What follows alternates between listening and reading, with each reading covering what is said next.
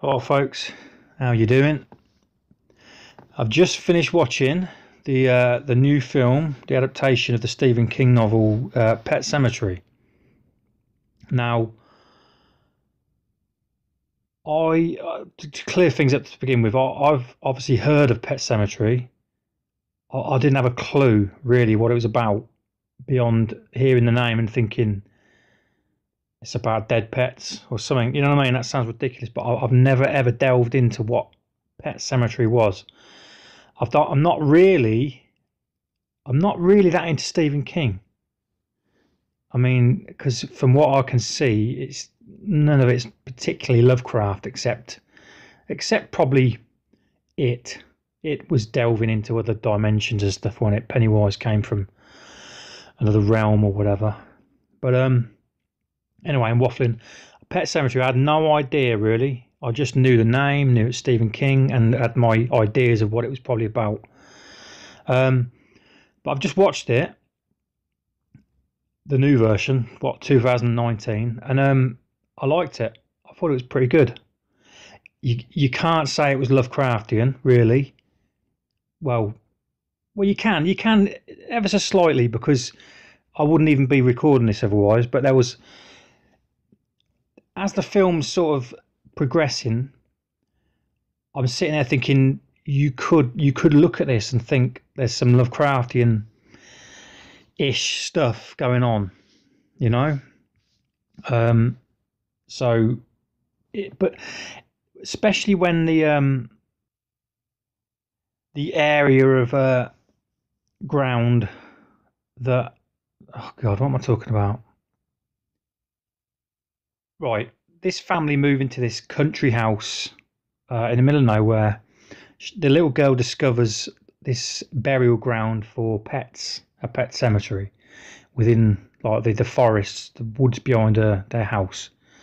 And then there's this massive sort of wall of sticks and logs and stuff that looks pretty eerie. But as you progress through the film, she meets this old fella that's like their neighbour, and he sort of says, "Don't go up there" and stuff like that. And the film's very good. It sets a good tension atmosphere, you know, all the way through pretty much. But what set me off with this Lovecraftian side of it was when they first venture to this area beyond this stick log sort of wall, dam, whatever, above the pet cemetery, and they're up there. I'm not going to go into the details of the story, but I just wanted to pick on certain bits that made me sort of stuck out to make me think it was possibly Lovecraftian-ish. But they're up on this part of the graveyard, which they sort of have to trek up these steps, and it's all gloomy and sort of thundery and cloudy, and it looks otherworldly. And this was my first little bit of like, ooh, you know, where's this leading? Again, people that would have seen Pet Sematary and know about Pet Sematary would know it wasn't going to be Lovecraftian near the end. But I didn't know that, and I was just like, oh, this looks good. This is getting, where are we going? You know what I mean? What lives up here? What is this? Is this like another realm or something? But anyway, they bury things up there. They bury dead things up there under the ground, and they come back to life. Well, if you can call it that, they come back from the beyond, from wherever they've been. And there was another bit where they look on the map. The dad, who's sort of involved in all this, he looks on the map at their house. They're at the area around their house, and there's sort of like this sort of circle round the land that they own. Pardon me. And there's this area you can see that is like the burial area, and it's on the map, and I think it's called the Old God's Swamp or something like that. And that set me off again, thinking, is there more to this than just zombie pets and stuff? And also, one of the old boy, their neighbour, he mentions the Wendigo, which is like an old folklore tale about a creature that lives, you know, in the woods or whatever, and he's you know, feasts on humans and stuff. But it's also a novel, isn't it, by, I think it's Algernon Blackwood. I don't know much about him, but I'd heard of the Wendigo. and it's, you know, Lovecraftian-ish. I think he came before.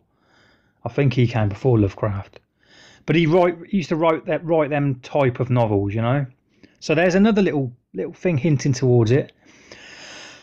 But as the film progressed, and the bodies were brought back to life, buried under the ground, and then they come back to life. You know, I'm sitting there and I'm still enjoying it. You just have to detach yourself from the Lovecraft side. But it really was. I was hoping for more. You know, when they come back to life, I was hoping there was going to be a deeper thing to it. We were going to delve into the realm which brings them back, or the beings that bring them back when they're buried in this